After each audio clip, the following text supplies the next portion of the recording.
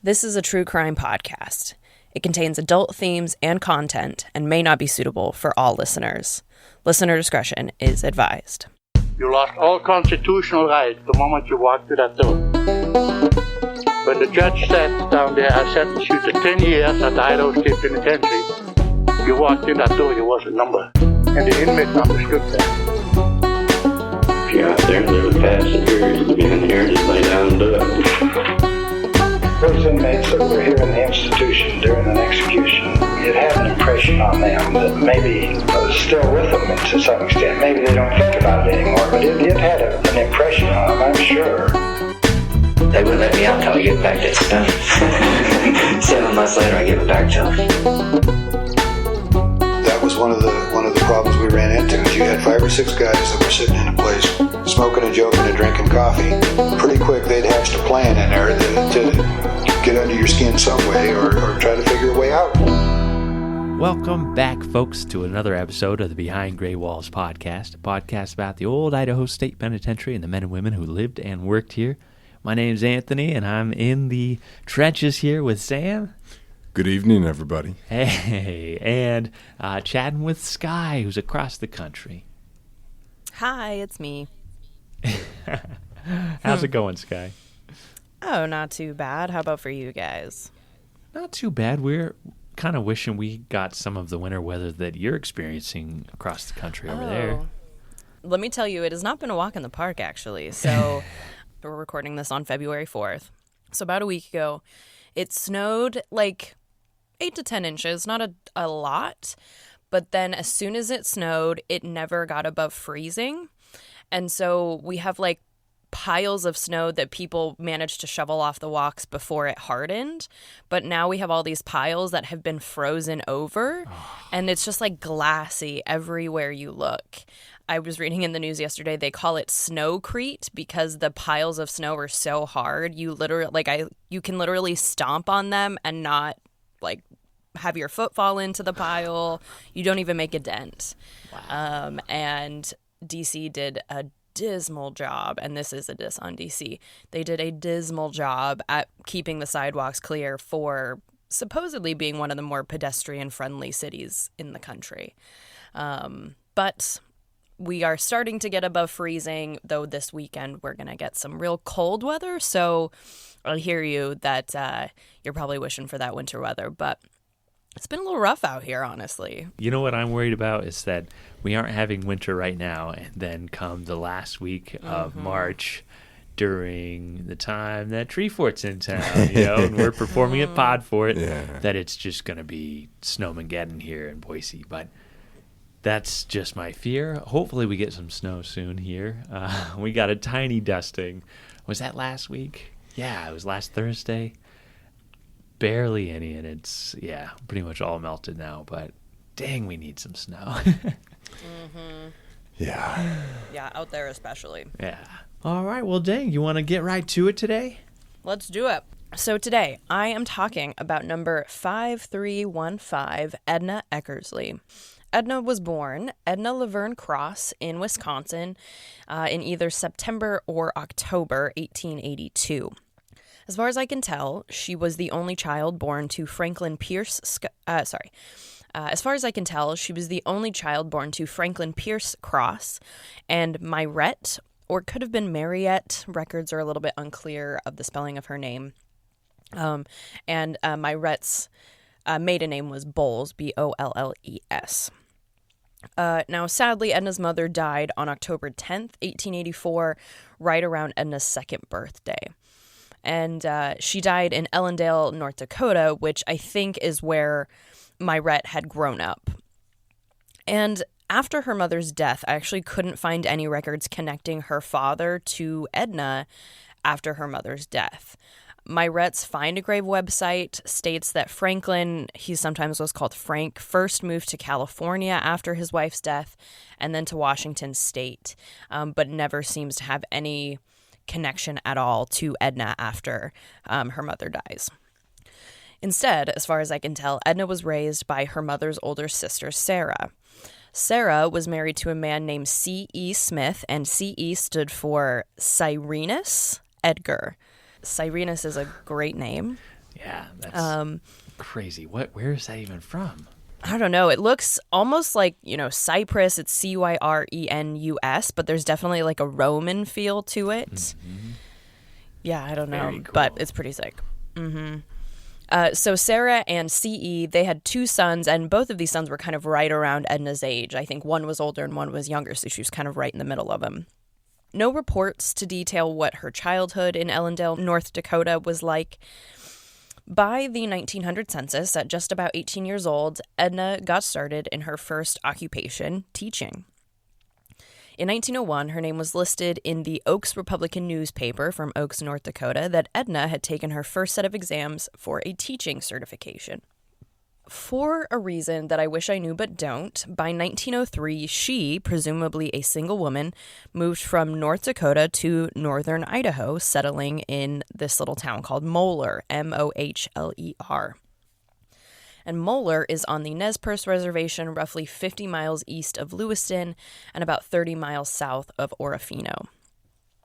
In August 1903, the Lewiston Teller reported that Edna had received a teaching certificate in the state of Idaho, I guess especially for the 2nd grade, so she was going to be teaching the 2nd grade coming up. And Edna must have been an independent woman of means, earning enough by June 1904 to purchase a plot of land in Moeller, previously owned by the town's postmaster, Thomas O'Hanlon. And then a year later, so about 1905, Edna married a young man, Edwin Eckersley. Now, in a very interesting coincidence, Edwin had just moved to Moeller from, I think, LeGrand, Oregon. He had just been appointed the new Postmaster General after Thomas Hanlon had retired. So is there a coincidence that both of them were connected to Thomas Hanlon prior to their marriage? I'm not completely sure. I did find one newspaper article of a young woman named Edna Cross in LeGrand prior to her move to Moeller, but I couldn't find enough details to confirm that this was the same woman. I could see a world in which Edna moved to Oregon, met Edwin, and then had some sort of connection to Thomas Hanlon, who knew he was retiring, and maybe she relocated to Moeller to prepare their home, and Edwin knew he was going to get this position or something, but that's just my imagination. No confirmation available from the sources I have access to. But Edna and Edwin, they married on June 7th, 1905 in Lewiston, and they settled in Moeller, and Edwin was a pharmacist. So she continued teaching after her marriage, attending a teaching conference in Lewiston, which included addresses by directors of education from the universities of Washington and Idaho. By 1910, the couple had relocated to Winchester, just a few miles away from Moeller. Their first son, I never know how to pronounce this name. I think it's Otho, spelled O-T-H-O. He was born in 1908, and he's actually named after Edwin's father, whose name is that same Otho, I would assume. I've seen that name so many times, and I've never heard anybody say it. And so I'm like, is it Otto? Is it Otho? Yeah, because I've seen it written as Otto, O-T-T-O. Yeah. So maybe that's how it's pronounced, but yeah. Any listeners, let us know, because I have never heard it spoken, and I would love to know, because I see that name a lot, too. Mm-hmm. First son named after Edwin's father. So Otho, born 1908, and then their second son, Robert, was born in 1911. And over the next several years, she really begins to integrate herself into the town's public life. The Nez Perce Herald newspaper in October 1916 lists her as a clerk for the county commissioners of Lewis County, so she's slowly starting to get involved in local politics. Now, I do want to pause real quickly and talk about Lewis County history, because I think Lewis County doesn't get talked about nearly enough. And one of a fun Idaho trivia fact is that Lewis County actually came out of Nez Perce County, so they are closely related. But before we get there, of course, the area was home to the Nez Perce peoples as well as other local nearby tribes. There is also evidence that the Nez Perce peoples descended from an ancient group of indigenous peoples known as the Cordilleran culture, also sometimes known as the Cascade phase. This is all prehistory vocabulary I'm not completely sure about. But this particular culture from which the Nez Perce may have descended, they existed from about 8,000 or 9,000 BC, and this society existed for about 5,000 years until about 3,500 BC. So 5,000 years. right now, we are in 2026. We're only like not even halfway through that length of time. Like, that is an immense amount of time for a peoples. Anyway, the indigenous peoples in this area and in most of the western United States lived without contact with any Euro-Americans until the very famous Lewis and Clark expedition. And so a quick reminder, though certainly if you were a grade school student in the state of Idaho, you probably have heard plenty about this. On July 4th, 1803, President Thomas Jefferson announced that the United States had purchased a huge swath of land from Napoleon in a deal called the Louisiana Purchase. This Louisiana territory that he purchased from Napoleon covered from what is basically today modern-day Louisiana, and then the complete modern states of Arkansas, Oklahoma, Missouri, Nebraska, Iowa, South Dakota, and then parts of states that are today Minnesota, North Dakota, Montana, Wyoming, and Colorado. So a huge swath of land. This is going to obviously more than double our how much land the United States takes up with this purchase. And so, that same year, Jefferson authorized the funding of an expedition through the Louisiana Territory to the Pacific Ocean. And there are a couple reasons that he wants to do this. The first is to explore the territory, see what's there. The second is to establish trade with the Native Americans, presumably to start to earn their trust and then eventually, hopefully, work with them, I'm hoping is the more positive way they thought about it. And then the last goal is to solidify U.S. sovereignty within the West. And it's also important to note that the territory that we now know that basically goes from the modern borders of eastern Idaho all the way to the Pacific Ocean, that swath of land right at this time is actually not owned by anyone.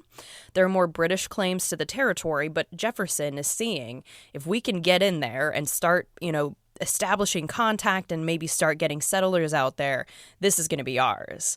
And this all goes back to, we mentioned this, I mentioned this last episode of the idea of manifest destiny. So again, we're kind of like right as this is going on. So with this expedition, President Jefferson commissions what he calls the Corps of Discovery, and he names a man named Meriwether Lewis the leader. Lewis was a skilled hunter and outdoorsman from a childhood spent in Georgia, and he was very knowledgeable in natural history like botany. He had joined the Virginia militia and then the U.S. Army, and in 1801, he was named secretary to the President, Thomas Jefferson. Once Lewis is named leader, he invites a man named William Clark, who he had served in the U.S. Army with. He asked William Clark to co-lead the expedition with him. And William Clark was actually the group's map maker, which obviously is one of the biggest reasons that they're out there. So both of these men were knowledgeable, skilled, and experienced, and they're going to become central figures, of course, in the history of the U.S., the American West, and Idaho. So Lewis and Clark, with about 30 others on this Corps of Discovery, they left Illinois in May 1804. By the end of the year, they had reached central North Dakota at Fort Mandan.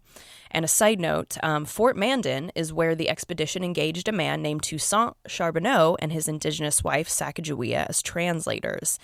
She was born a member of the Limhi Shoshone tribe near modern Salmon Day, Idaho, of course.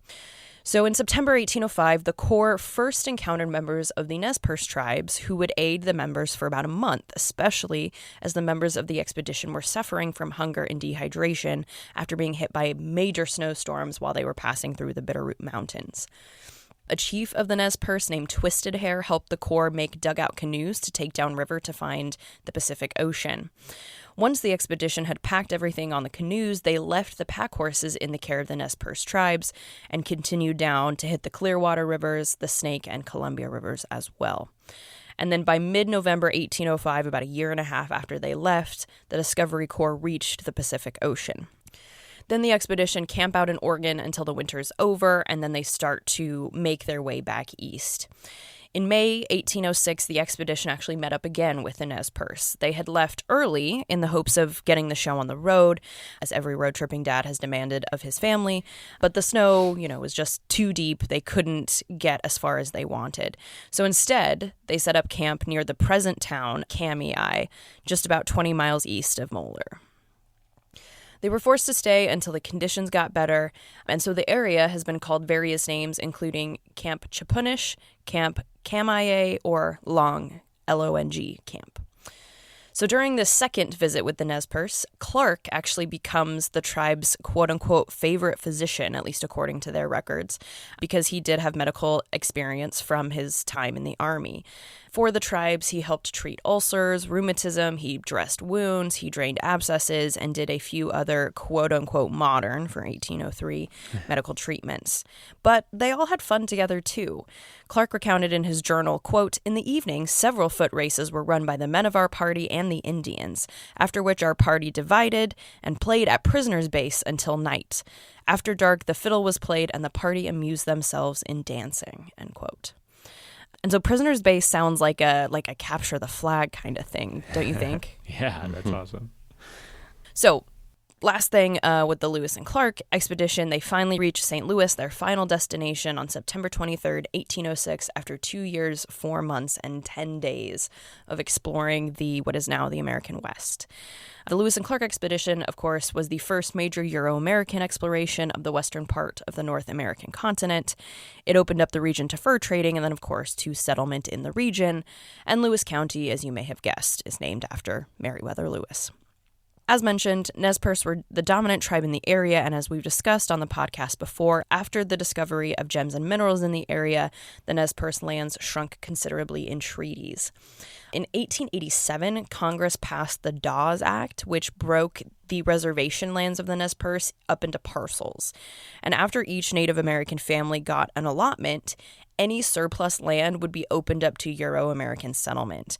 And part of the hope from authorities was that by intermingling whites with Native Americans, the Native Americans would begin to learn and take on white culture and be assimilated into white American society.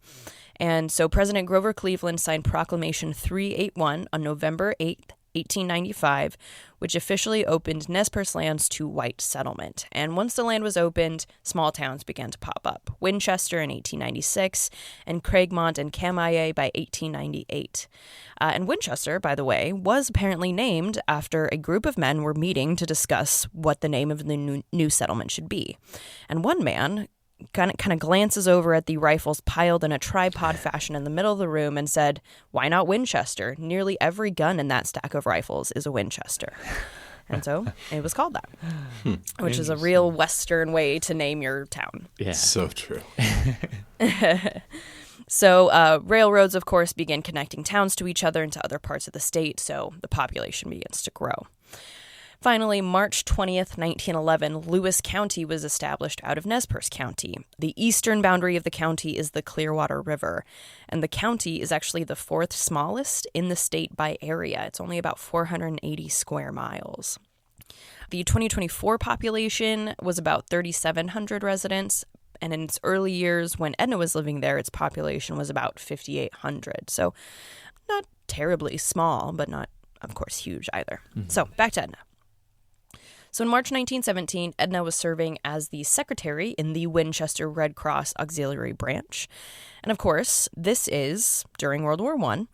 And remind me, you two, what global event happens right after this? And or by event, I mean perhaps a pandemic. Yeah, the big influenza, 1918. That's right. Yeah, oh. Yes.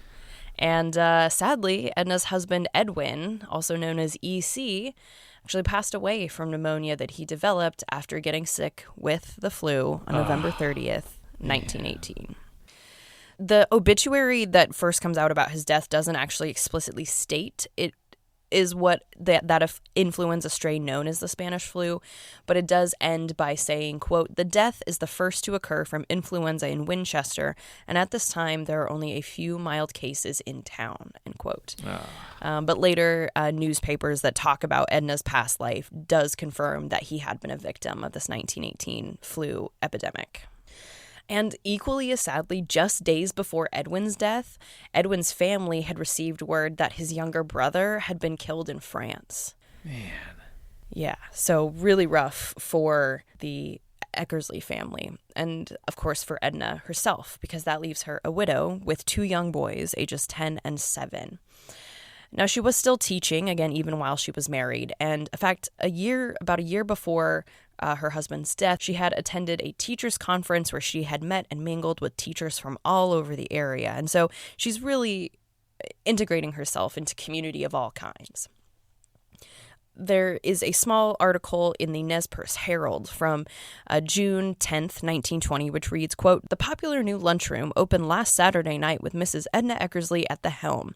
She is located in the old building formerly occupied by the Bon Ton Confectionery. Lunches will be served at all hours, and all food is home-cooked," end quote.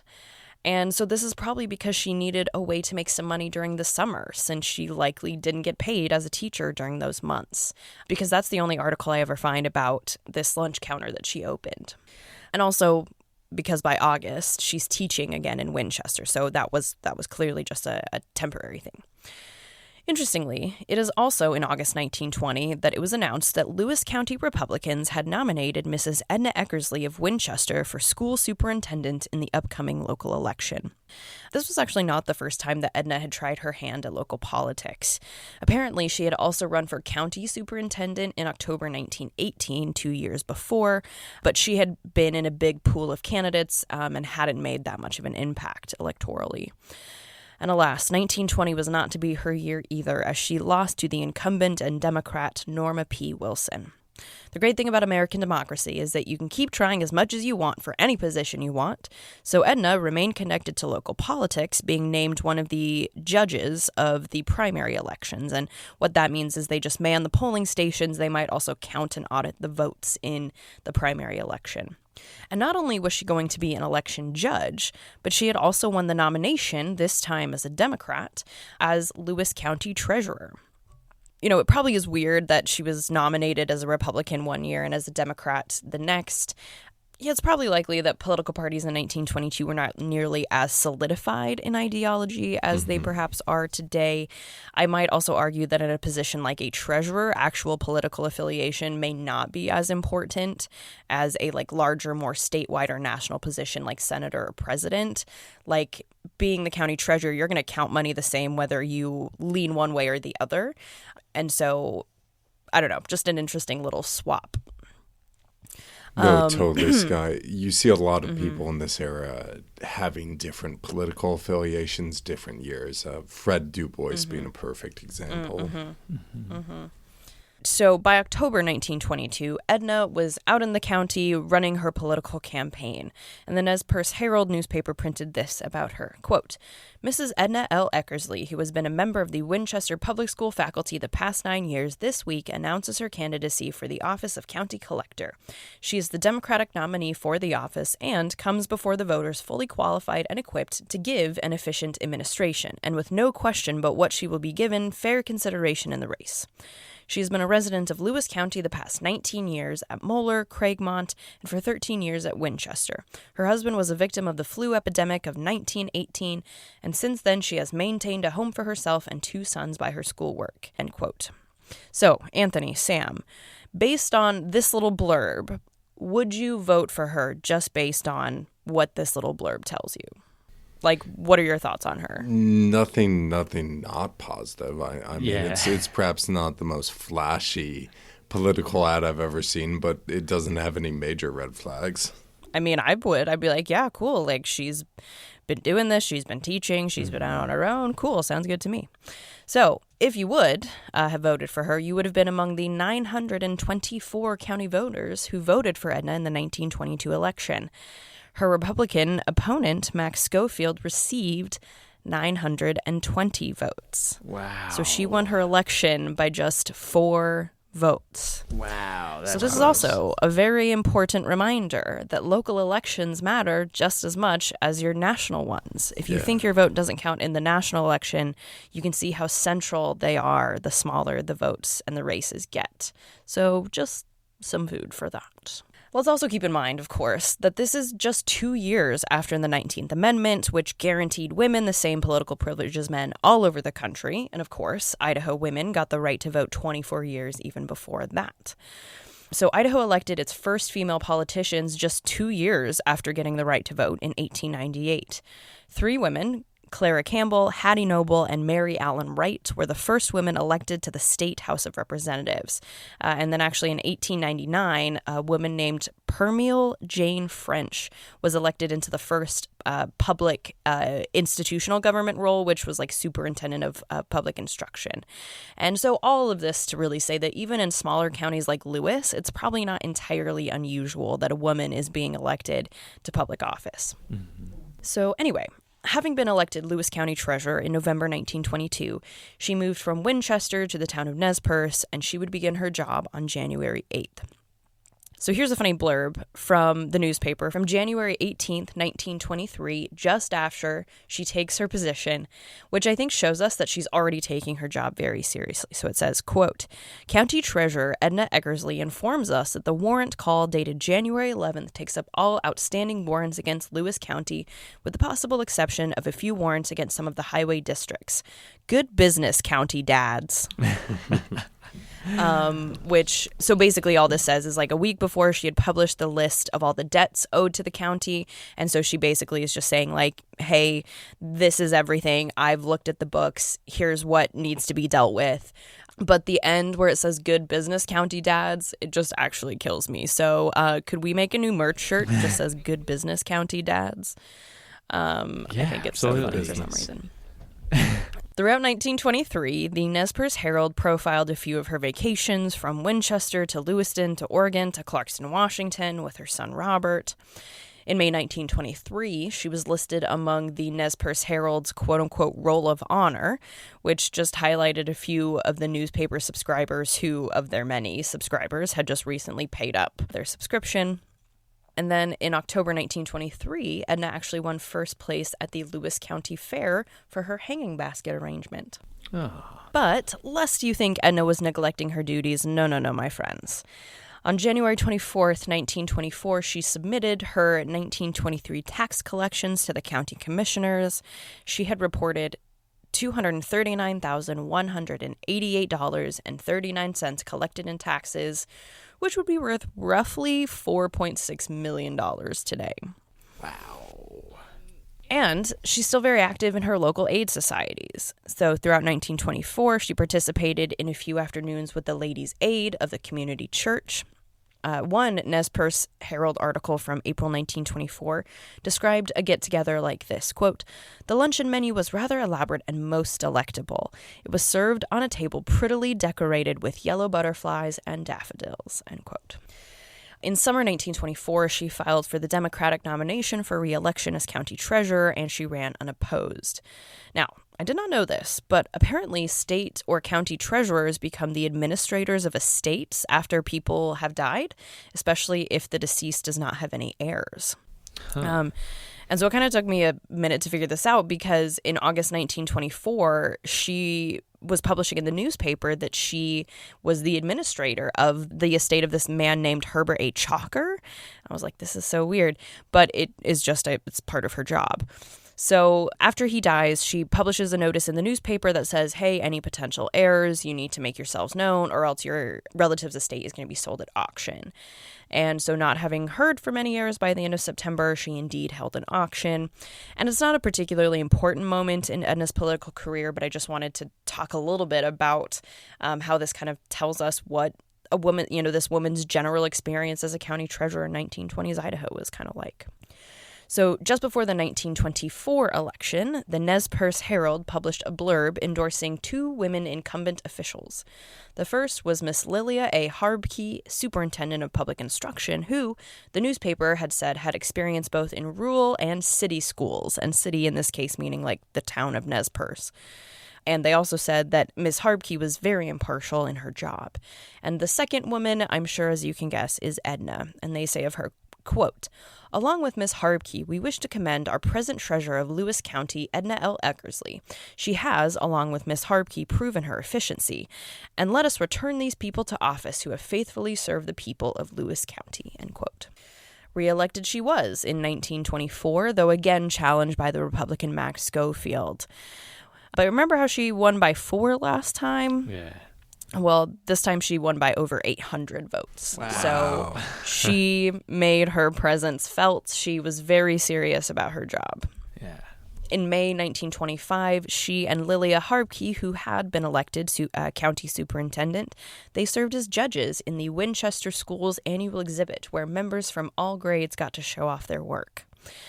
A funny little piece of information I had in the newspapers was in October 1925, apparently the region was having a rash of people signing up for what this article I found described as travel and pedestrian accident insurance policies.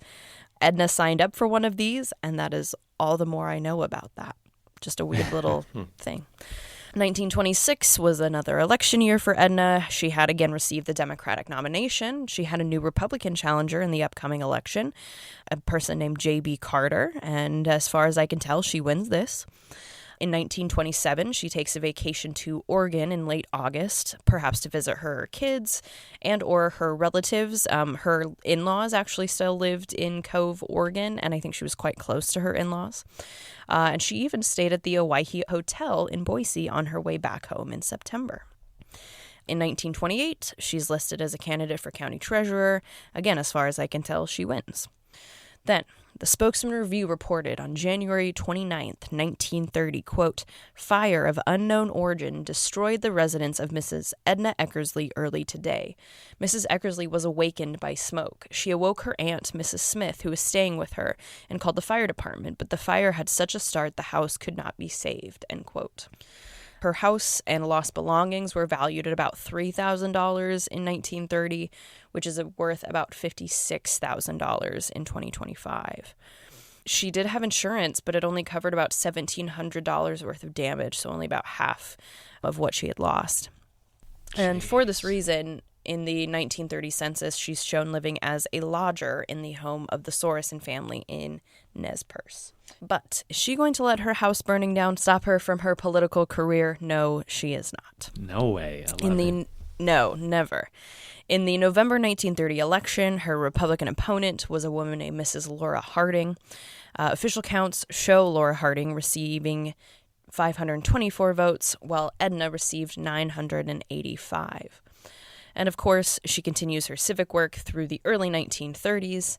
In 1931, she's elected to the Emblem Committee of the State Federation of Club Women, and I think that's just to come up with like a logo for the club.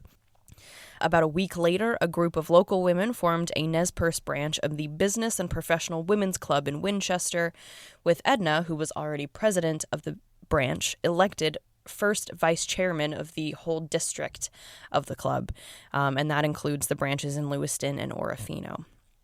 And according to the Idaho Daily Statesman in Boise, quote, "The purposes of the organizations are to promote the general welfare of clubs in the district, to develop new clubs, and to cooperate with clubs of northeastern Washington at general meetings," end quote. So she's really civic-minded. She's helping other women in a lot of these ways as well, which I love.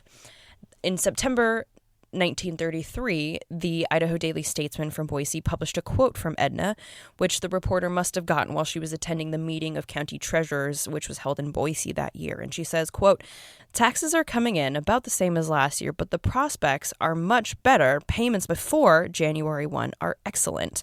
So we are all hopeful." So I think she's just saying there are prospects that we're going to get quite a few payments before January 1. And so everyone's feeling very good about that. And then the newspaper continues, quote, "She adds that everything is NRA in her county," end quote. So my friends, time for a little Skye history rabbit hole. So NRA in 1933 does not stand for the National Rifle Association. In 1933, it was, of course, the National Recovery Administration, a program of FDR's New Deal. So, of course, as we know, in the late 1920s, a combination of overspending, inflation, and the infamous stock market crash created the worst depression in American history. Roughly a quarter of all Americans were unemployed, and American production was reaching all-time lows. Within 4 months of Franklin Delano Roosevelt being sworn in as president in 1933, he launched the National Recovery Administration along with several other programs, all of which were designed to help boost employment, economic spending, and government investment in social safety nets. And a few of these, like Social Security and the Federal Deposit Insurance Corporation, which you might know better as FDIC, these are in fact all leftovers from the New Deal. And The NRA in particular was aimed at eliminating what they called cutthroat competition, which is a broad term meaning like the monopolies, unfair labor practices, and the sort of win-at-all-cost measures that large business conglomerates and inflated millionaires used in their race to do nothing but get richer. So the idea was that industry, labor, and the government could all come together and they could set prices and they could create a set of codes to determine fair practice that sort of set standards across the entire labor and capital arena, basically. So the NSA's first director, Hugh S. Johnson, called on every business in the nation to enforce what they called a blanket code. This included paying a minimum wage, to make a maximum work week of between 35 and 45 hours, and, remember this is 1933, he also recommended abolishing child labor, which is really too late for that to have been abolished. The NRA also enabled the right of workers to organize and collectively bargain, i.e. to unionize. Though businesses' participation in the NRA was entirely voluntary, the government often encouraged patronizing businesses that declared their participation in the NRA and avoiding those that did not. Participating businesses received a small little emblem to display in their shops, which declared that they, as the NRA's motto was, were, quote, doing their part, end quote. And the little logo, you actually may have seen it. It's the blue eagle. And if you see it in color, he's holding in one claw, it looks like a little cog wheel, and in the other, it almost looks like a little like lightning bolt thing. I think it's kind of like energy or whatever. And then above it, it usually says NRA. So the blue eagle with the red NRA letters. And so that becomes really iconic as an NRA image. The NRA ended, actually, in May of 1935 after it was declared unconstitutional by the Supreme Court, but industrial production was on the rise by then, and they actually took a lot of what they learned from the NRA and folded it into some of their other New Deal programs. So it really just kind of sounds like Lewis County really quite patriotically threw themselves into the NRA and were really invested in helping get their community out of this financial trouble. In a continuance of her participation in local organizations, Edna was elected to a leadership position, the position was called Associate Matron, in the Order of the Eastern Star in December 1934. And the Order of the Eastern Star is essentially an auxiliary branch of the Freemasons. It's open to both men and women, but it heavily emphasized women's within its teachings. So they have 5 female figures from the Bible that they kind of consider their heroines and kind of model their behavior after. So one is a woman named Ada from the book of Judges, one is Ruth, one is Esther, one is Martha from the New Testament, and then the other is Electa, which is not the official name, but there's in the New Testament book of 2 John, there's an elect lady that I think is persecuted, and so she kind of represents the virtue of going through persecution anyway.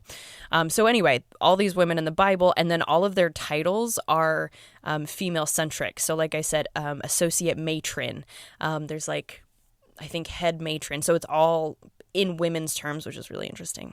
She is involved in that. She's also elected vice president of the Idaho State Treasurers Organization, and her career continues to go well. So well, in fact, that an AP article circulated throughout the state reported that the state auditor in Boise had received a check from Edna Eckersley for Lewis County's 1935 taxes. It's for this kind of tax called an ad valorem. It's essentially property tax, a little more complicated than that, but essentially, she's turning in her county taxes worth about $24,547. And this is weird because this is for the entire year of 1935, but this article is being written and published on October 31st, 1935. So she's actually paying that year's taxes before that year is over, which I don't fully get. It's kind of weird. So the state auditor is quoted as saying, quote, "I don't know of a single instance in which a county previously has remitted its taxes to the state in full so early," end quote.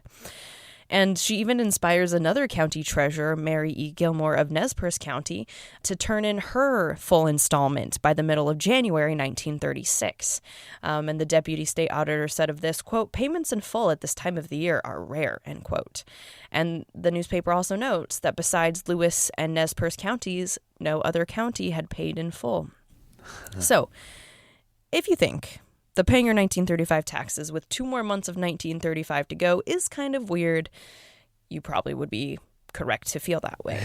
And that's because on May 19th, 1936, news broke that Edna Eckersley, treasurer of Lewis County, admitted that she had embezzled $23,655 of county funds since July 1935. So, do we want to play our favorite game, What's That Inflation?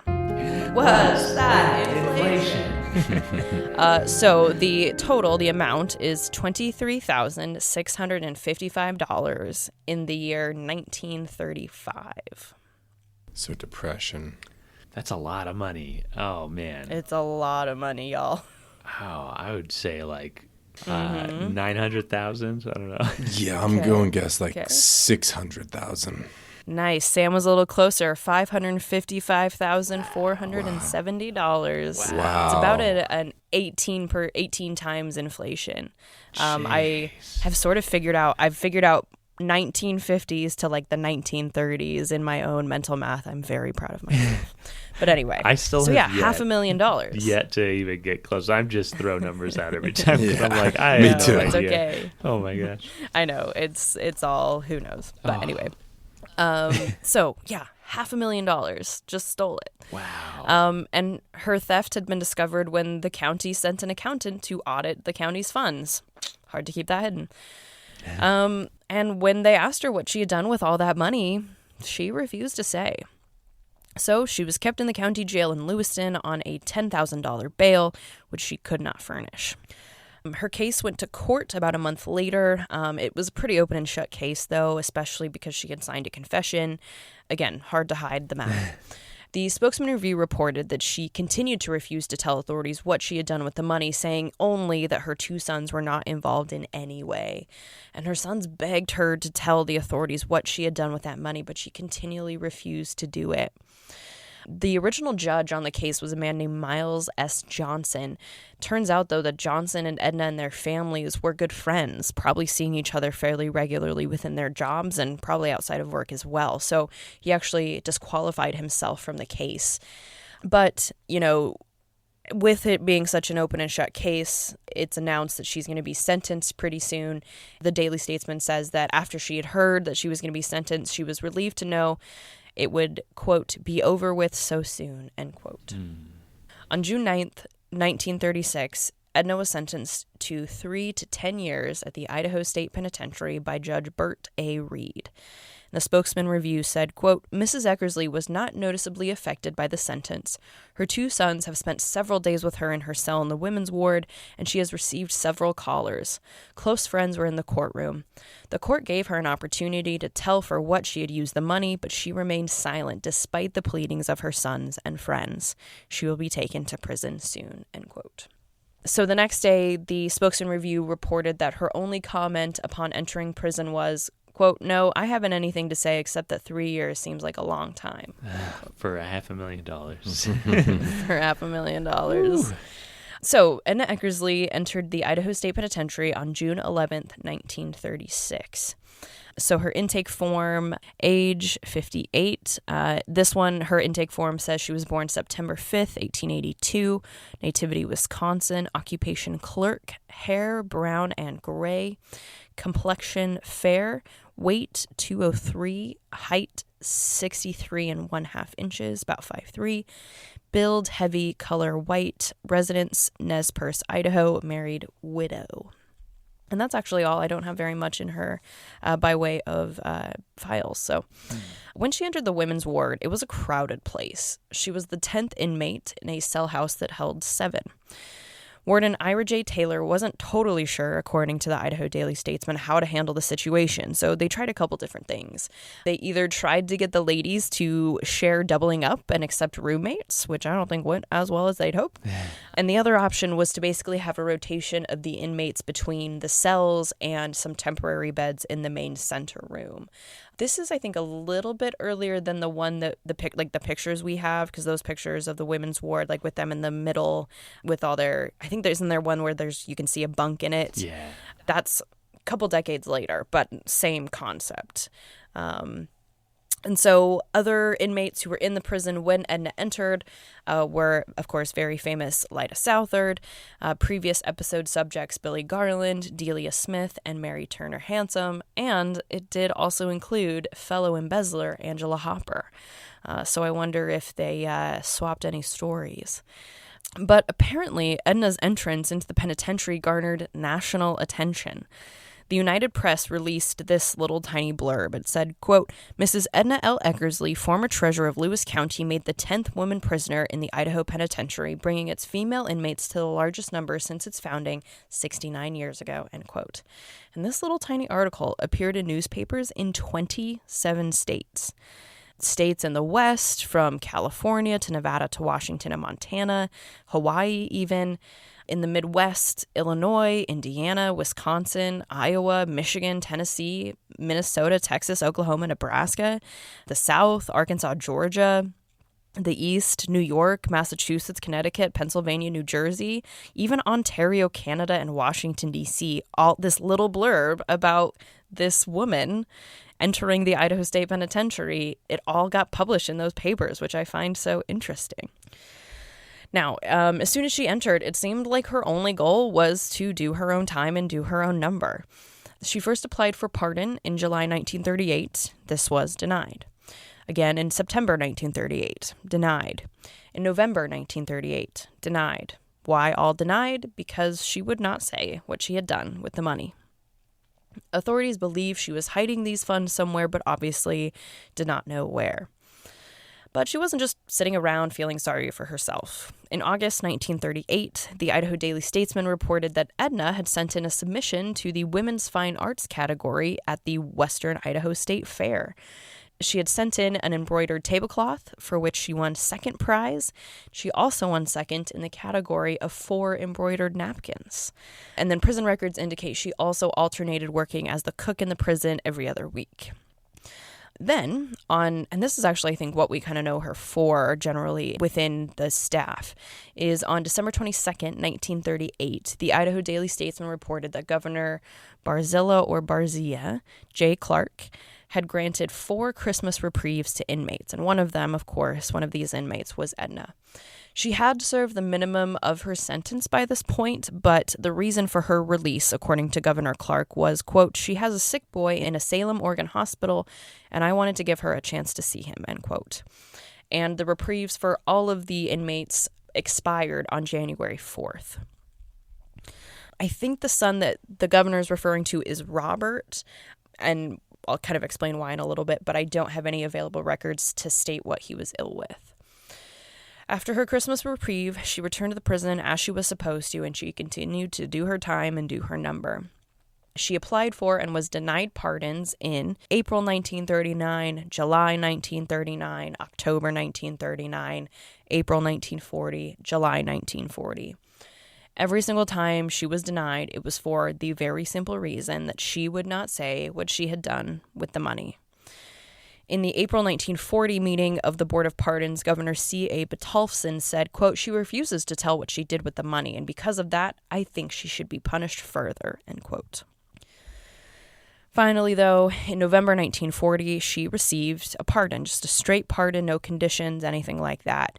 This was not a unanimous vote by the board, and so she was released, and she served 4 years, 5 months, and 8 days of a 3 to 10-year sentence. After her release, she moved to Oregon, I think mostly to help take care of her son. 4 years after her release, her son Robert, who was just 33 years old, died after suffering complications from an epileptic seizure at the Oregon State Hospital in Salem, which is the state's psychiatric facility. According to his death records, he had been in the hospital for a little over a year before his death, but no records available to me detailed why he had been sent there in the first place. One sweet little note was that on his Find a Grave, they have a picture of his gravestone, and it's shaped like a baseball base. So he must have been like a huge baseball fan. As for Edna, she, lives a pretty quiet, unassuming life from this point forward. According to the 1950 census, she was living in Salem, working as a practical nurse. So she went into the medical profession. She remained in Salem for the rest of her life, passing away on April 22nd, 1960, at the age of 77 of underlying health conditions due to diabetes. And she is buried in the City View Cemetery in Salem, Oregon. So that is our number 5315, Edna Eckersley. And sources real quick. So, of course, Idaho State inmate files, newspaper.com records, ancestry.com records, the Library of Congress Chronicling America database, visit lcvalley.com, which is the Lewis Clark Valley, organization of Lewis County put together by volunteers on genealogytrails.com, pages titled Nez Perce Historical Park and The Journey as part of the Lewis and Clark National Trail on nps.gov. Please fund our national parks, many exclamation points. Discover Lewis and Clark website at lewis-clark.org. History page on the official Nez Perce website, nezperce.org. The Dawes Act of 1887 on archives.org. Proclamation 381 on the American Presidency Project from UC Santa Barbara at presidency.ucsb.edu. Idaho Individual County Chronologies from publications.newberry.org. Town of Winchester, named through a stack of rifles article, that's the title of it, from the Lewiston Tribune, October 6, 1955. I know, I was like, of course. An article titled Women in Idaho Have Shaped Its Political History by Peter Jensen at the Idaho Mountain Express, which is the news outlet for Sun Valley, Ketchum, that little area. Library of Congress Research Guide on the National Recovery Administration and the New Deal. An article on the National Recovery Administration on the Encyclopedia of the Economic History Association. And then just some, again, quick Wikipedia on Lewis County, the Old Cordilleran Culture, I never know how to say that, Lewis and Clark Expedition, National Recovery Administration, and the Order of the Eastern Star. Okay, that's it. Great job, Skye. Yeah. Thank you. The question remains, though. Where's the money? Where is the money? Okay, in our best imaginations, if you had done this and you had been in her position, what are the options? And feel free to be as outlandish as possible. I think, here's mine. I'll tell you what my most outlandish one is. I think she had a secret lover. Ooh. And something happened with this secret lover. And, he needed to get out of town, or he had a medical emergency, or, I don't know, he stiffed her. Oh, that's an even better one. It's very, last episode where, he made all these promises and, told her all these things, and then maybe he, in a very modern scam way was like, yeah, I need this money for stuff, and then he left. Okay, that's what I think. What about you guys? I think the most obvious answer is the right one. I think she hadn't spent it. I think the money was buried in her backyard or hidden in the woods or something. And so that's why, because say she spent it gambling, say she gave it to a lover, say the only reason she wouldn't tell that is because it's embarrassing. But if you still have the money, if the money's waiting for you, if you diverge that information, that money's gone. Mm-hmm. Or my other guess is the money went to her kids. And it's like Angela Hopper. If somehow this would incriminate her children or another family member, I think that's the only other reason she wouldn't tell. But my money is on her hiding the money. The money was still there. That's my guess. But then what?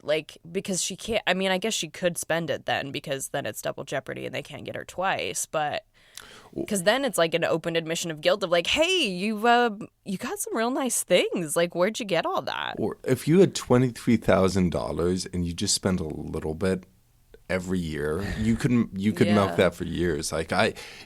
Not that I've thought about this or anything, but seriously, if you had that much money, you just treat yourself to a nice dinner once a week. And if you're subtle about it and if you're careful, you could make that last a long time, and it would just kind of take the edge off the bills.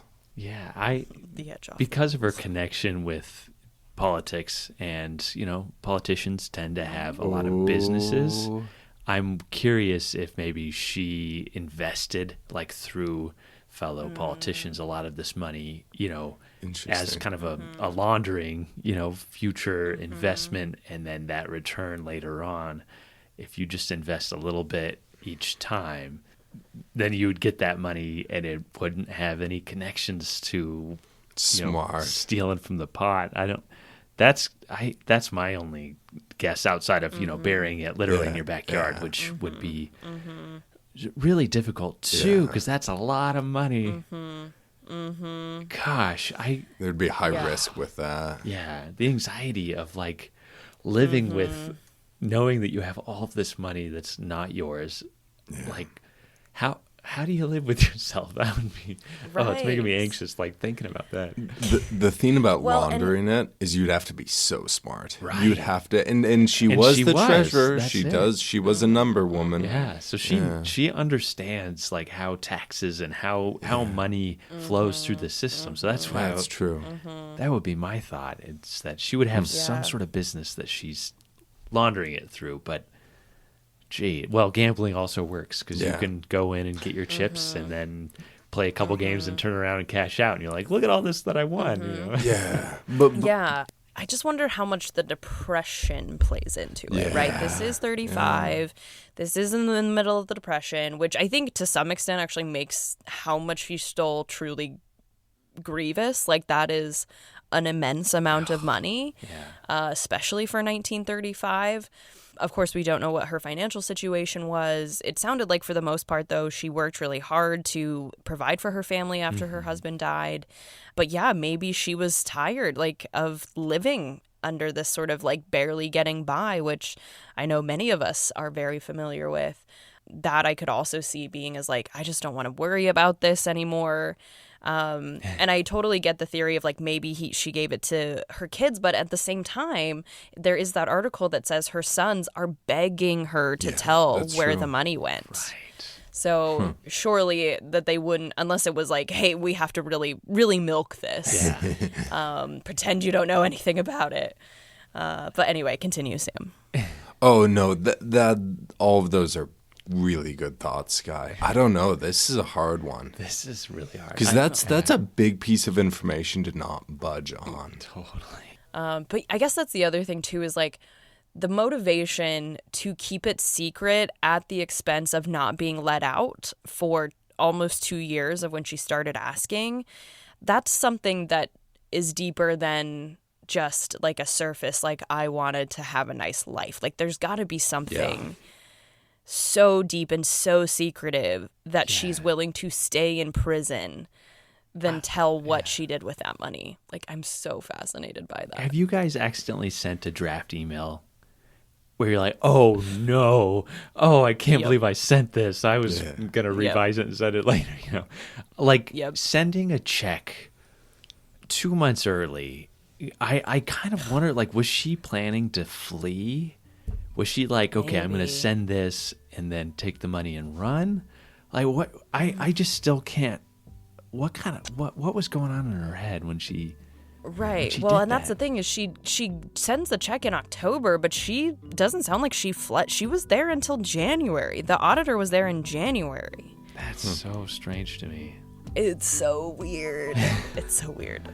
Well, and it doesn't appear like she was living it up either. It wasn't it doesn't seem like it was like for material goods, but $500,000. That's a lot of money. Like, and then raises the question: what would you need that much money for? Right. And she got away with it. Yeah. Like she got away with it. Yeah. She knows where that money went. And she really did her own time, did her own number, no stool pigeon here. Hi everyone, this is your events and rentals team at the Old Idaho Penitentiary. Did you know you can rent out one of Idaho's most iconic historic sites for your next event? The Old Idaho Penitentiary offers a truly unforgettable setting for meetings, corporate events, wedding ceremonies and receptions, proms, birthday parties, and so much more.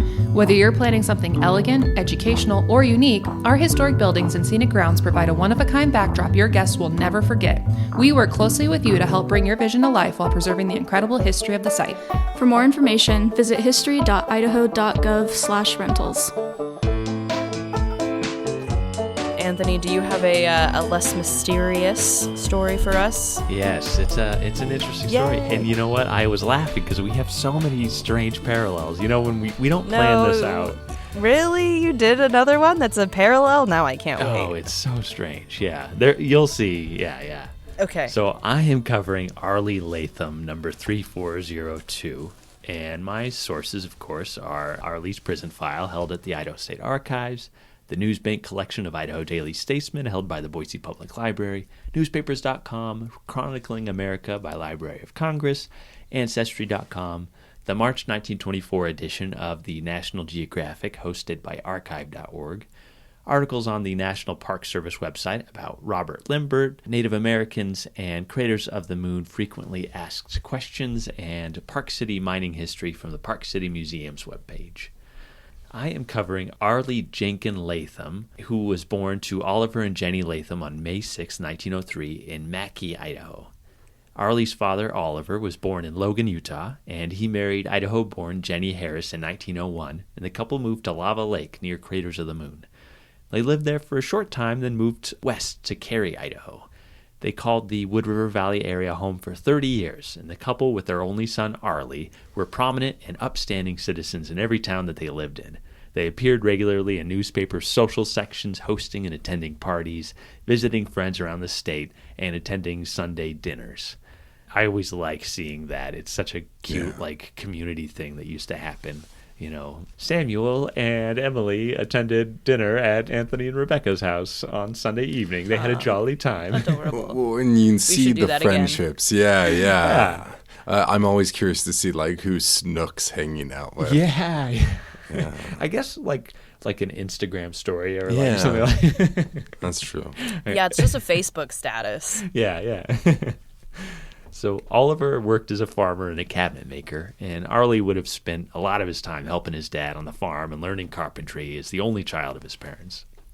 They were members of the Church of Jesus Christ of Latter-day Saints, and in the 1920 census, they were living in San Diego, California, which I was like, wait, what? And then I realized that Arley's grandfather, David Latham, passed away. He was from San Diego in January 1921. So then the family returned to Fruitland, Idaho, where they continued to be successful farmers and social members of the community. In 1923, 20-year-old Arley left home, and like many young folks, he wanted to find his own way in the world. The 20s was a time of rapid change in America. Post-war economic boom led to Americans being able to purchase mass-produced automobiles, listen to the radio, watch movies, which really connected the country together through this shared celebrity culture and something that we take for granted today. But it was kind of a new thing that they were navigating at that time. It sure was. There is a lot of societal changes because prohibition is also occurring, and along with that, crime and criminality. But, I mean, being in your 20s in the 1920s, how fun would that be? Aviation actually became an exciting draw as veteran aviators put on shows in towns and offered flights.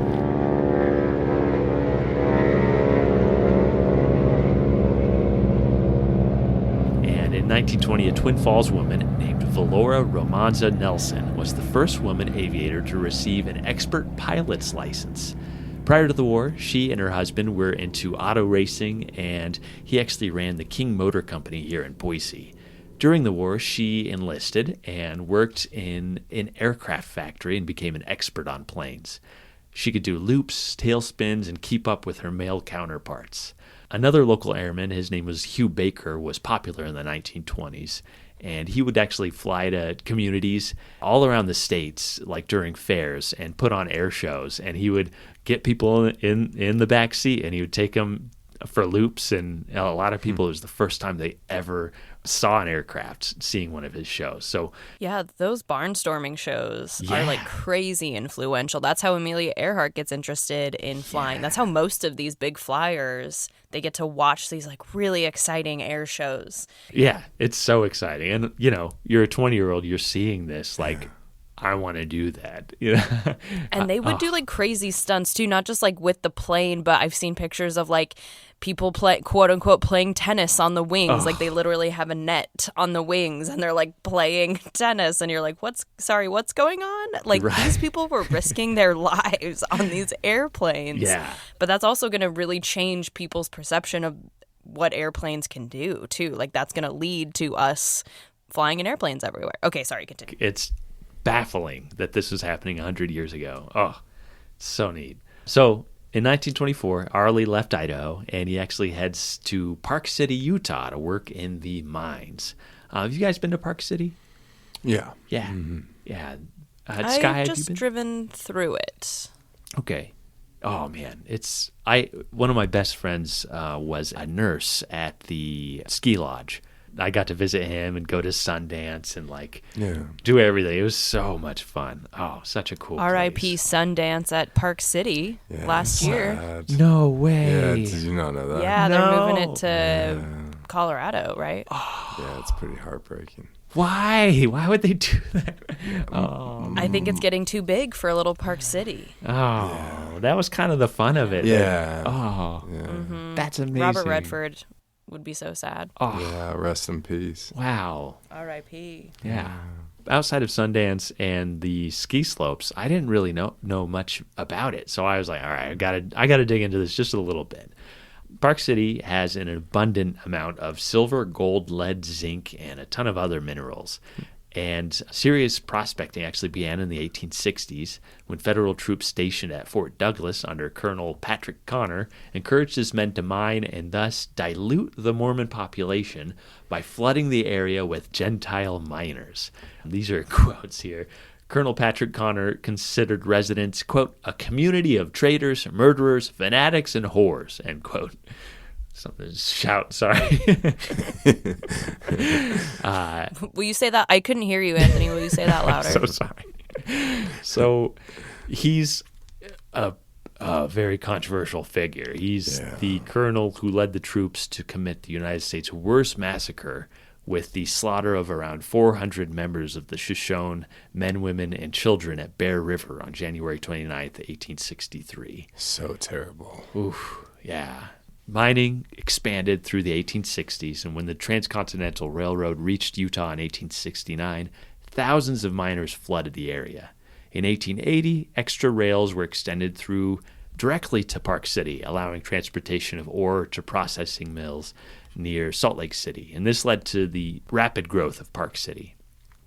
It maintained steady production through World War II, and by the late 1940s, mining went bust.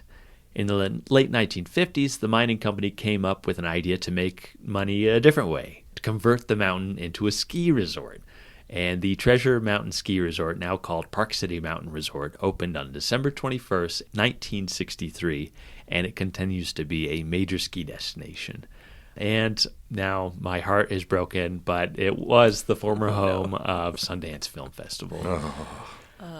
Sorry to have broken your heart, Anthony. That was not my intention. Oh, man. Well, yeah. I guess I'm going to Colorado. I only went one time. And, man, it had such an impact. It was just so cool. Like, seeing celebrities just walking by and, like, what? Oh, my gosh. All the fur coats and jackets. It was so funny. I was, like, too poor, but stuck out. I only saw a couple movies, but they were very cool. Now, back to Arley Latham in 1924. So, in Park City, he met Fred Kubilik and Dan Iliuk, two immigrants from Austria. And I apologize. I don't really know how to pronounce their last names. So I'm just going to call them Fred and Dan. They became friends when they first arrived in the United States. They traveled and worked together, like crossing through the country. And Fred was actually the more successful of the two. He accumulated quite a bit of wealth for an immigrant miner and wasn't afraid to show it off. He owned a Hudson automobile, and in early June 1924, Fred was driving his car from the mines one evening when he crashed into a man named Grantham, quote, near Snyderville, Kabilik, with 4 companions, came along and, notwithstanding Grantham, was as far over on his side of the road as it was possible to get without being ditched. Kabilik failed to give half the road and crashed into the Grantham car, knocking it completely around and putting it out of commission.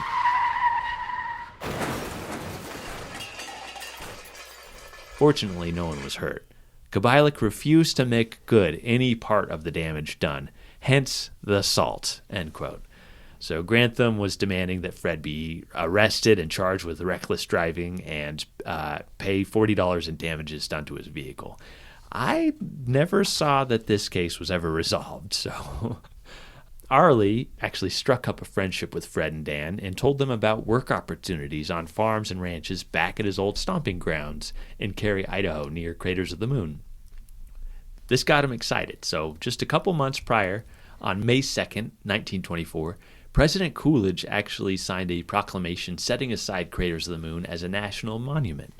The proclamation noted that this 39 square miles contained, quote, a remarkable fissure eruption together with its associated volcanic cones, craters, rifts, lava flows, caves, natural bridges, and other phenomena characteristic of volcanic action which are of unusual scientific value and general interest, and this area contains many curious and unusual phenomena of great educational value and has a weird and scenic landscape peculiar to itself, end quote.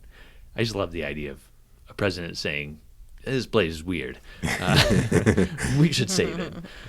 So the proclamation forbids any destruction, removal, or settlements at the Craters of the Moon, and it originally only encompassed 54,000 acres, which has expanded 4 times to today to include 738,000 acres of federal land that the BLM and National Park Service manage.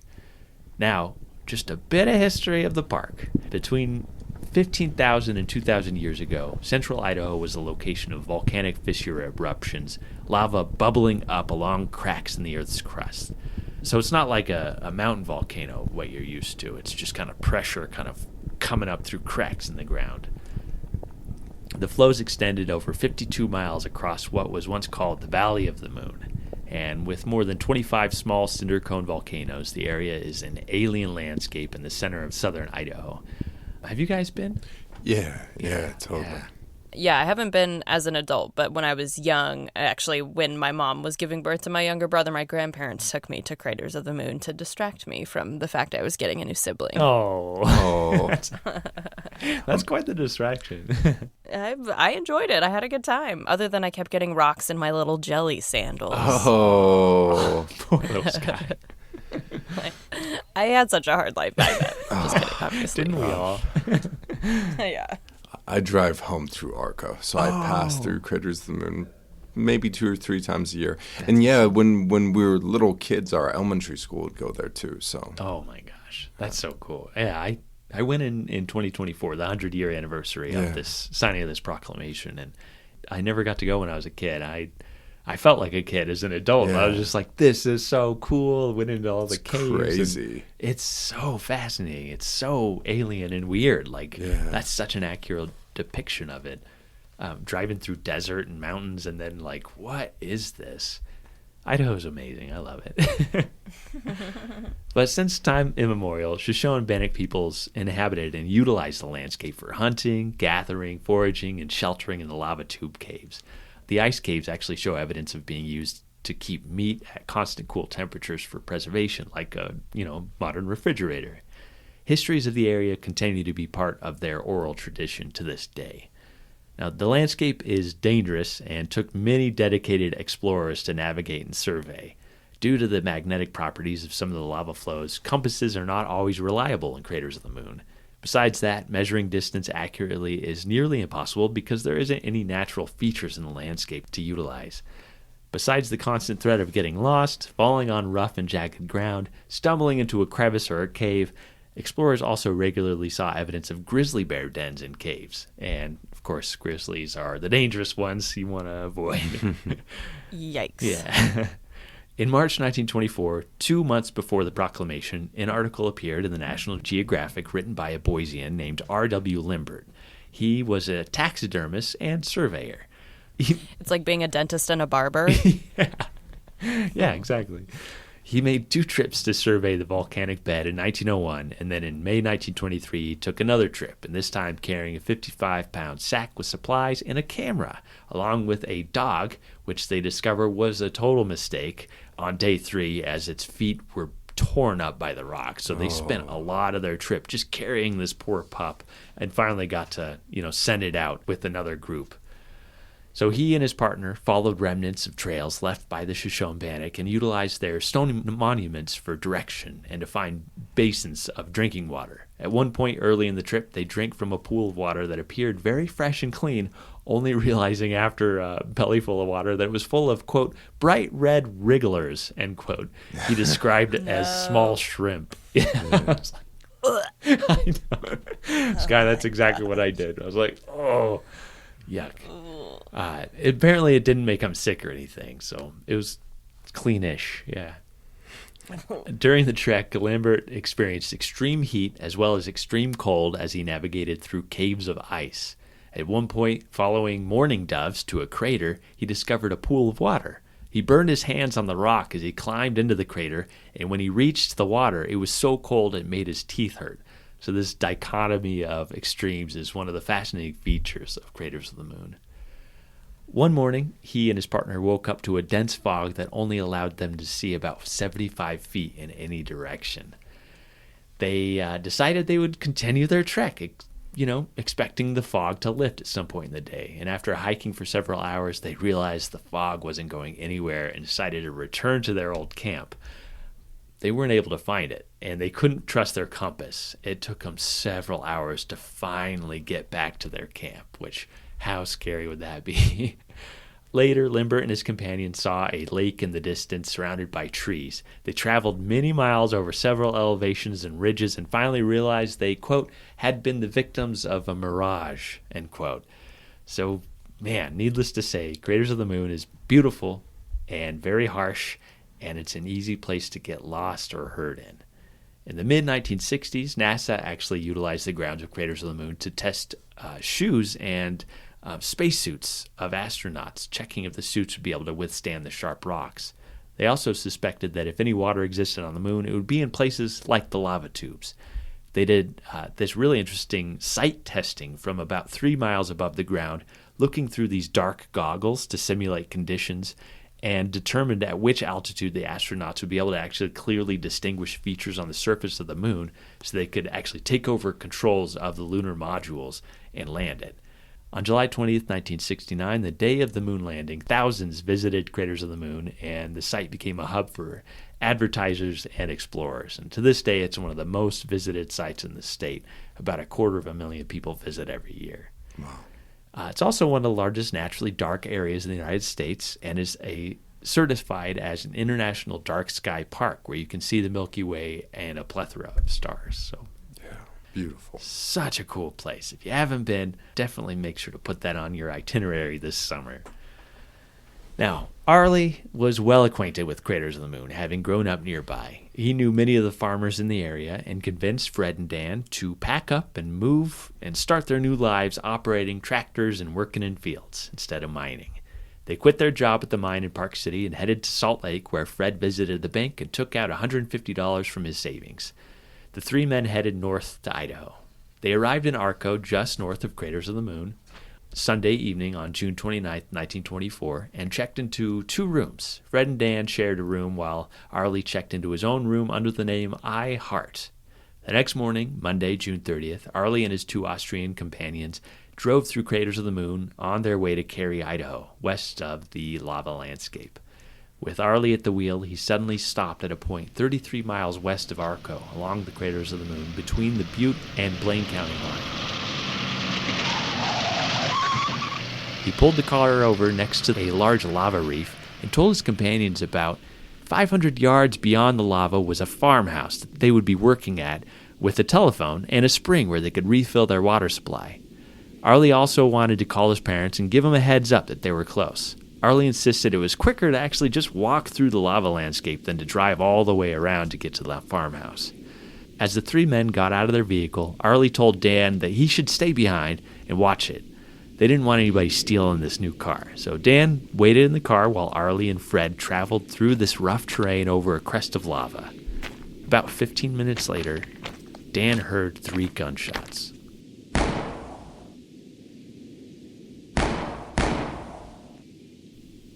It's not uncommon to hear gunfire with all the snakes and rabbits in the area and plenty of other deer and other things, so Dan kind of brushed it off. Time passed, and in the distance, Dan saw Arley returning to the vehicle, alone. He told Dan that Fred was hired by the farmer and decided to stay at the ranch for the afternoon. The ranch owner would actually bring him to Cary later that evening. Arley got in the car, and the 2 men started for Cary. They arrived at the Latham Ranch at Lava Lake and stopped to refill their water cans. Arley insisted that they hang out. Why don't we just stick around here? But Dan wanted to get to Cary to make sure he was reunited with Fred at 6 o'clock for supper. Arley relented, and they drove on. They arrived at Arley's aunt's house in Cary, Mrs. Jack Howard, and they waited for Fred. 6 o'clock came and went. Arley told Dan that Fred would arrive at 9. 9 o'clock came and went, and Arley told Dan that the truck broke down, and so Fred would join them in the morning. The next morning arrived with no sign of Fred. Dan, suspicious of Arley, took the car and drove to a local garage where he contacted Sheriff Clements in Haley, Idaho. The sheriff arrived and arrested both Dan and Arley. Both were questioned. After hearing their stories, the sheriff kept Arley under lock and key. He said Arley's story was disconnected and inconsistent. Arley told the sheriff that Dan had gone with Fred into the lava field. Why would Dan have called him to report Fred missing? Things were adding up. On Tuesday, July 1st, the sheriff, several community members from Cary, Idaho, and Dan Eliak drove to where Arley pulled over the first time. They spent the afternoon scouring rocks and crevices looking for any evidence of Fred, but no luck. Dan assisted the whole time while Arley was indifferent and didn't offer to help with the search. The next morning, Sheriff Clements contacted Butte County authorities to aid in the search. They spent several hours combing the lava beds. Quote, during a heartbreaking search Wednesday, Deputy Sheriff J.J. Gilson alone killed 12 reptiles reared up in rock crevices to bar his advance. Every step of the way is fraught with danger. Potholes, cracks in caves, some of them 50 to 75 feet in depth, pockmark the countryside for miles around. It is a rough, jagged, little-known section with literally thousands of places in which the body of a man might be concealed from any but a chance discovery, end quote. Arley was brought out and even walked along, looking for signs of Fred. Again, no luck. They needed to try a different method. Prosecuting attorney Martin sat down with Arley for questioning. Arley refused to answer several questions during the grilling, but slipped up at one point when he mentioned a gun. He refused to speak further, stating he, quote, did not want to incriminate anyone, end quote.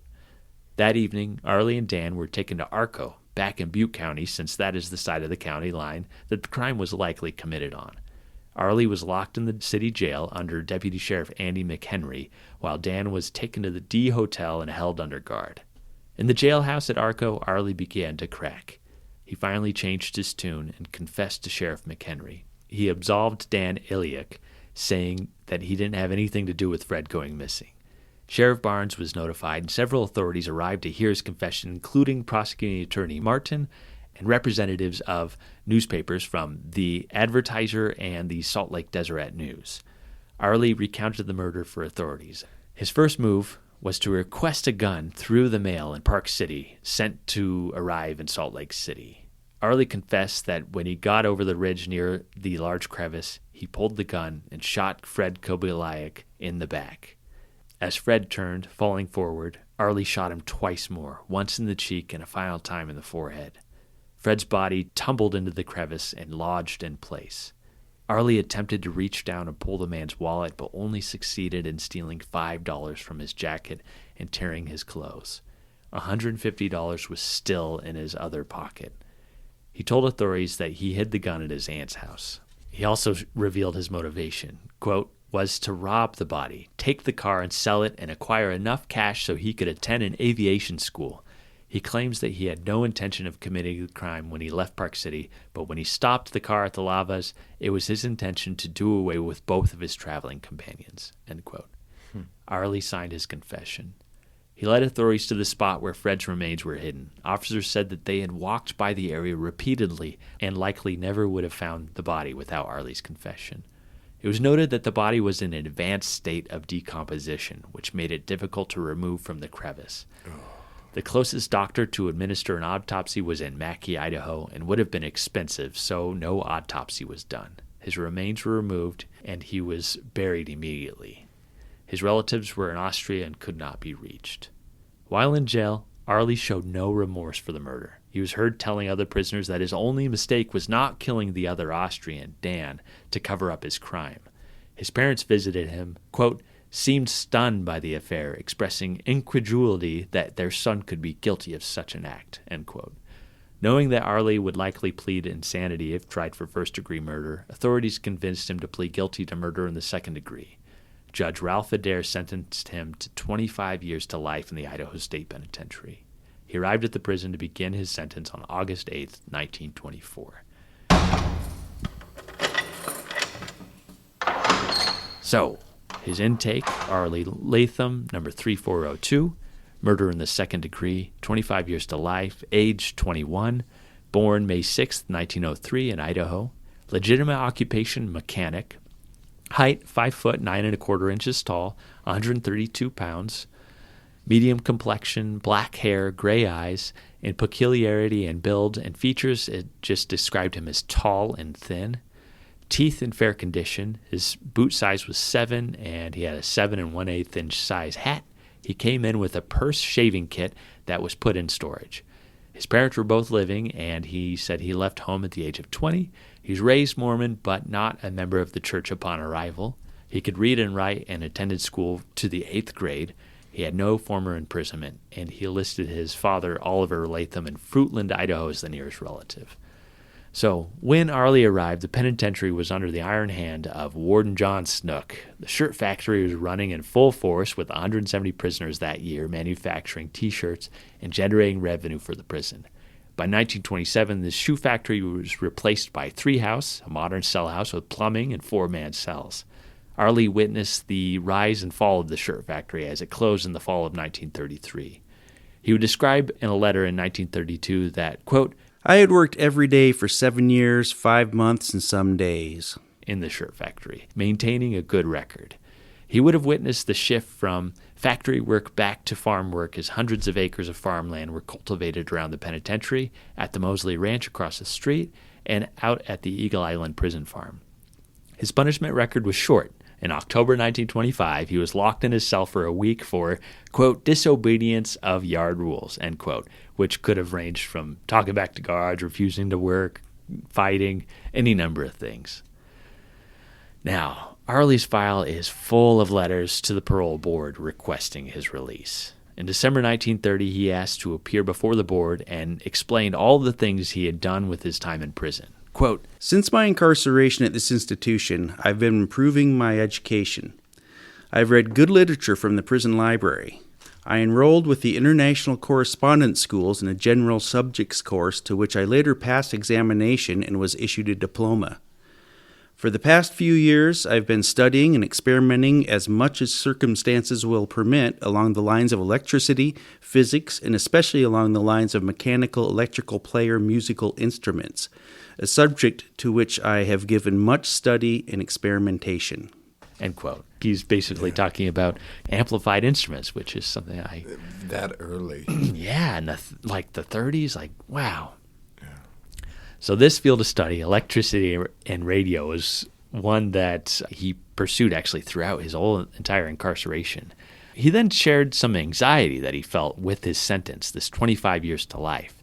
He asked for them to set a day which would, quote, take a weight off my mind, which has been more terrible through the years than words can express. It would give me a new ambition to become a man, to do what I can to repair this disgrace I brought on my parents and become a respectable citizen. End quote. He ended noting that he had a small workshop at his parents' house in Fruitland where he could follow his, quote, my natural ability and a sincere interest in science, and as this field of work is advancing so rapidly, I hope you will be enabled to grant my plea so I can get started and have a brighter future to look forward to. End quote. The board denied his 1930 request. In September 1931, he wrote the board again, noting that his prison record was good, along with his childhood record leading up to the time of the murder. His problem was his health, an issue that plagued him throughout his incarceration. Quote, "My health is in a rundown condition due to confinement and its consequent mental strain. I am a subject of hay fever." End quote. So he requested to move back with his parents to help them and to use his free time to, quote, "take up studies and laboratory experimentation with the National Radio Institute." End quote. The board denied this plea as well. In June 1932, he wrote a letter to the board noting his parents moved to Payette and ran a dairy farm. He wanted to help his father, who had recently just broken an arm. He also noted that he was struggling with pneumonia that struck him during the previous winter that he still had not recovered from. He went into detail about coughing up blood and severe damage to his lungs. The board denied him again. A censored letter in March 1933 noted that he had not worked in the shirt factory for over a year due to this severe pneumonia, which caused, quote, "burning pains through the lungs and chest region with only temporary relief and sleep by the use of medications. I would like to go to a warm, dry climate, which I believe would give me a chance to regain my health." End quote. During the later winter and early spring of 1933, letters from family friends arrived to the board requesting his release so he could regain his health. In one, it ended by stating, quote, "if he's going to die, let him die with his mother near," end quote. On September 1st, 1933, Arley wrote to the parole board requesting a thorough physical exam from the prison physician, Dr. Wall, with the note, quote, "I believe Dr. Wall's report will show that a change in climate and conditions generally are imperative if I am to live much longer." End quote. So you see him just slowly descending in health and heading towards death. Finally, on August 24th, 1933, Arley was given a temporary reprieve, which is pretty unique in the prison's history. Yeah. The official temporary reprieve states the following as the reason for his release. Quote, "for several different reasons, I would dislike to have him die here in our institution. The length of time he has served on the second-degree charge, the fact that he is not a criminal-minded man, that he has money to take care of himself for a short time, which no doubt will be longer than he will live, and the humane side of it. And I believe that the only thing will save him from such a death will be a reprieve granted in the near future. That is my opinion. However, I will be very pleased to abide by your decision and am not asking for any personal favor or any motive except the welfare of the institution and the work we are all interested in doing here." End quote. So that was a letter signed by the warden and the doctor, the prison physician. Governor C. Ben Ross approved the release from August 24th to October 4th, 1933. Arley was turned over to his parents and went to their farm in Payette. He intended to go south to Arizona for the warm climate, but I couldn't find any documentation if he actually headed that way or not. In October, the board actually had to reconvene and had a tough decision. Do they sign off and just let him be a free man, or do they require him to return to the prison? After a bunch of deliberation and a lot of talk in the newspaper, they decided he needed to finish his sentence in the prison. So he returns. In March 1934, Arley's parents wrote to the board and included a newspaper opinion article by Mrs. A.G. Siles of Boise that, quote, "fits our case exactly," end quote. In explaining why they didn't speak to the board directly, Arley's parents write, quote, "it isn't possible for either of us to talk much in public. We usually forget most important things that we want to say," end quote. I thought, man, how often does that happen? This letter, it's really for, mid-1930s. There's, this crime wave, these bootleggers and gangsters and stuff. I thought this was really interesting. It's called Give Them a Chance. And Miss Siles says, quote, "The parole board does turn out a few men who return to crime. But what of it? Those men, unless serving life sentences, would be released sometime. The pardon board is not composed of mind readers. And if it does err occasionally in turning out the wrong man, it makes the same mistake as often in refusing to give paroles to men who would make good if given a chance. Pardons and paroles do not make crime waves, but many do believe that more desperate criminals have been made by keeping some prisoners too long. If newspapers cannot give a real solution to help the cause, they can at least refrain from criticizing. Years ago, the packing houses threw away in the scrap heap all byproducts, as we are doing today with our prisoners. Sir Walter Raleigh wrote The History of the World in the Tower of London. Oscar Wilde wrote De Profundis in Reading Jail. And everyone appreciates Bunyan's Pilgrim's Progress, written in prison. There are many accomplished musicians and songwriters in Eastern prisons. There is less thought of punishment. The desire is to reform, and punishment does not serve in that respect. Probation, parole, and the honor system are playing successful parts. The banishment of long prison terms is the slogan. Give them a chance. Without a chance, the prisoner is helpless. A prison should be a school where professions can be learned. The highest service one can render is to serve humanity. Those who love God must love their fellow man. In an Eastern prison, a fine Christmas tree was arrayed, and an envelope for each prisoner containing a 30-day good time credit. The order was given by the governor and executed by the wardens. End quote. Very progressive for the 1930s. I just thought it was so interesting that they find this newspaper article and are like, this is exactly how we feel about our son, that he could do good if we release him. And, he could be a good man, but keeping him in is not benefiting society in any way.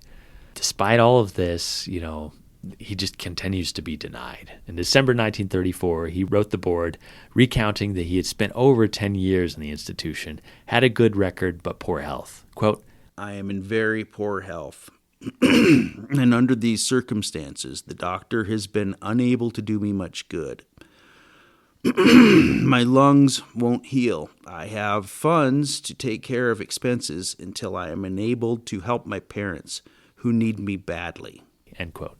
He also noted that his sentencing judge, Ralph Adair, made a recommendation for him to have his sentence cut to 7 years flat. Regardless, the board denied his parole. In 1935, Idaho State Penitentiary Progress Report, his listed class assignment was radio.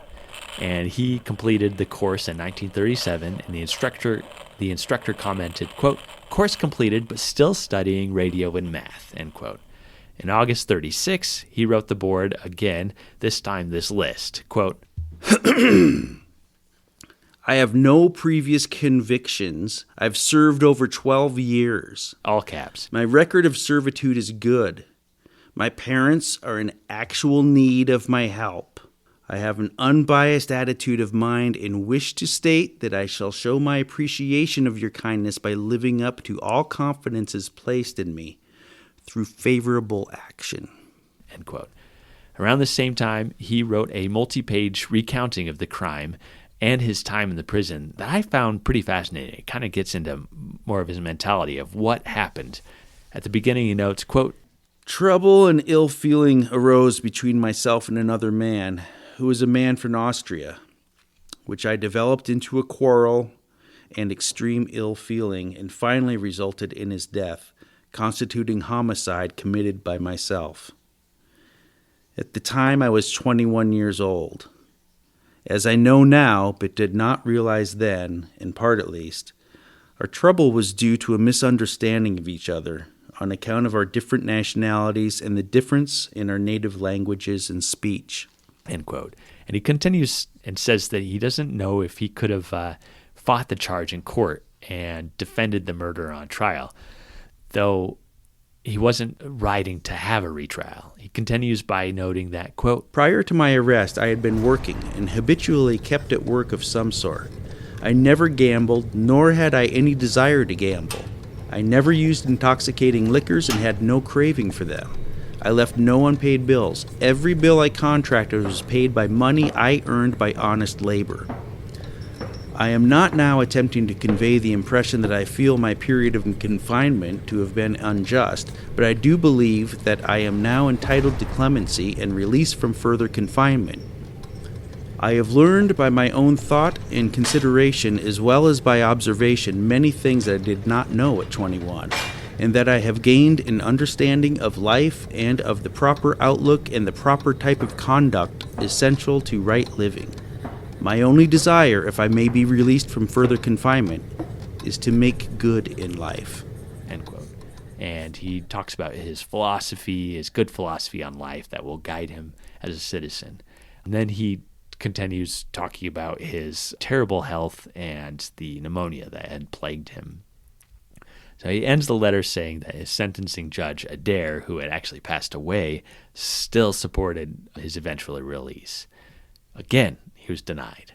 In December 1938, he wrote the board and included a letter sent from his mother relaying how they needed Arley's help, and Arley noted the board that his parents sold their home thinking that he had reached his minimum sentence and could be released and the family could move somewhere else, but the board denied him again. Arley appeared in the Wall City Bulletin, the very first prison magazine that only ran 1 year in 1939 at the penitentiary. And he's mentioned in Volume 1, January 1939, in the shop news section. Quote, Arley Latham, expert radio builder and repairman, reports that he has a new oscillator and other testing equipment. Latham is thoroughly capable and able to do any repair work on any make or model radio. He also designs and builds good radios. His department is open for inspection any time during the day, end quote. And this is, man, such a unique skill. In prison, you need your hustle. Yeah.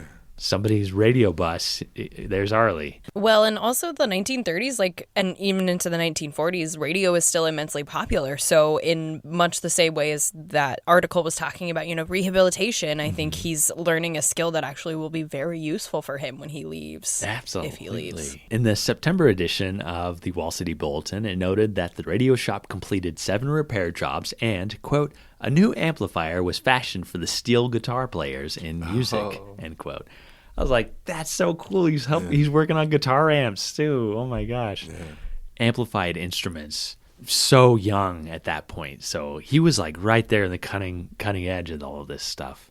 This blew my mind. In October, it was noted that the radio department had 4 repair jobs, quote, and the finishing touches are now being given a new 15-watt amplifier and an electric ukulele, end quote. What? Whoa. That's so cool. So he's really learning this skill, which would impact the prison for the rest of its history as prison bands and, rock and roll later becomes popular. A lot of the amps and things that he was working on here were probably still being used in the 50s and 60s after he left.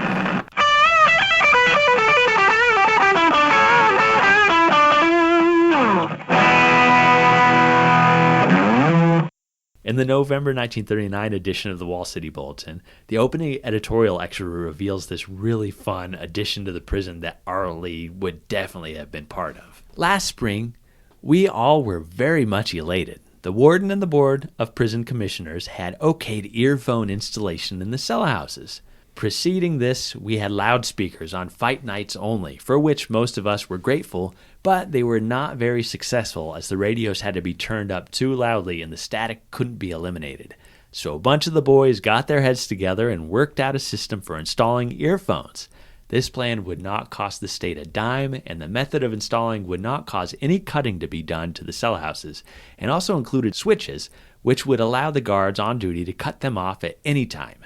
This plan was approved by the warden and the board, so a collection was taken up and the wire ordered. Then came the bad breaks for the earphones. During a fight broadcast one night, 4 men cut out of a cell house. The loud blaring of the radio rode the beef, and 400 men were held responsible for the actions of 4, and the mere mention of a radio was a faux pas for some months. Now we still have the wire. The earphones should be right down the administration's alley as to the noise. There still would be no cost to the state, and with the holidays ahead, we think the time propitious to again make this plea for earphones so that we, in our idleness, will have something to detract our minds from our minimums, end quote. Wow, finding that they were having radio installation as early as 1939 in each of their cells, that's so cool. Unfortunately, that got the kibosh put on it, but I believe actually that they had radio installed in 2 house and 3 house at least by around 1940. Wow. And we will cover that escape. We have photos of the 4 men who escaped: Cliff Daughtry, Lonnie Walling, Raymond Curtis, and Edgar Pruitt.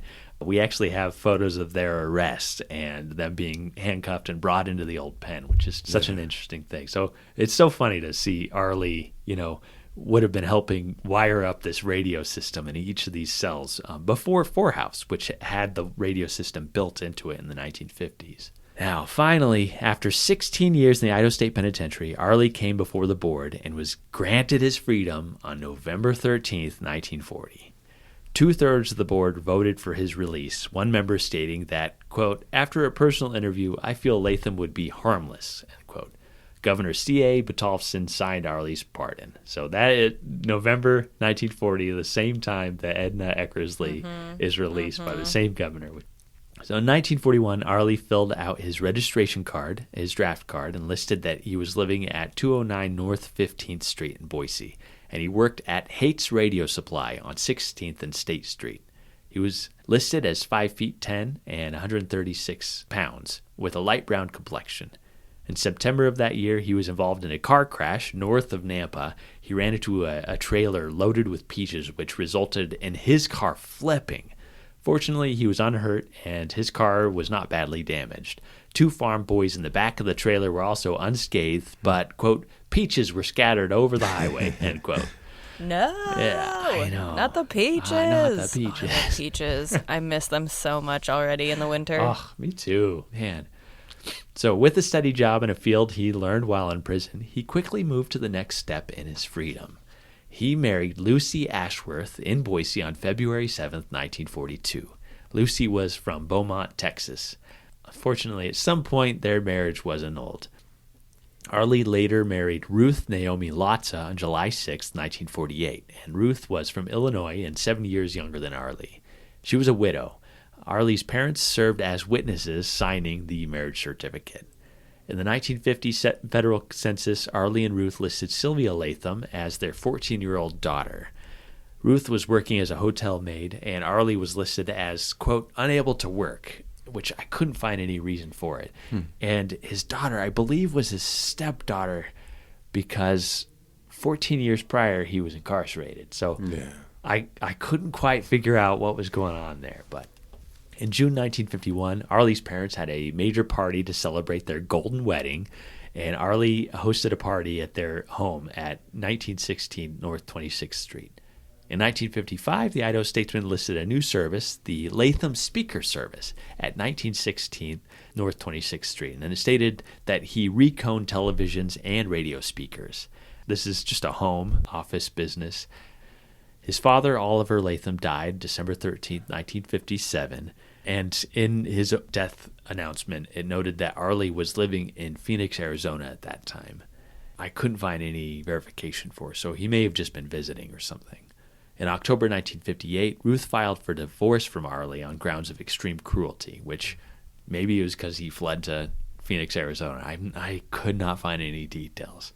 His mother, Jenny, passed in 1960, and then Arley passed away at his home on August 15th, 1963, at the age of 60.